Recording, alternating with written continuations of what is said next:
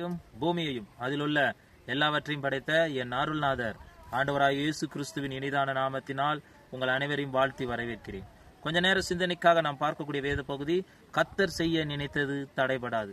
என் வாழ்க்கையில இன்னைக்கு அநேகர் நினைத்து கொண்டு இருக்கலாம், என் வாழ்க்கையில எதுவுமே நடக்க மாட்டேங்குதே, நான் முயற்சி பண்றேன் ஆனா தோற்று போறேனே, அல்லது ஆவிக்குரிய காரியத்திலும் உலகப்புறமான காரியத்திலும் தொழில் காரியத்திலும் எல்லா காரியத்திலும் நான் முயற்சி பண்ணுறேன், என் குடும்பத்திலும் சரி என் சபையிலும் சரி ஊழிய காரியத்திலும் எல்லா முயற்சியிலும் தோற்று போறேன், தடையாகவே வருகிறதே என்று சொல்லி நீ காணப்பட்டு கொண்டு இருக்கலாம்.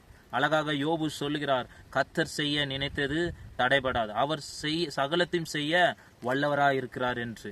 அதனால் இதை கேட்டுக்கொண்டு இருக்கிற எனக்கு பிரியமானவர்களே, நீங்க தேவ சந்நிதியில ஒப்பு கொடுங்க.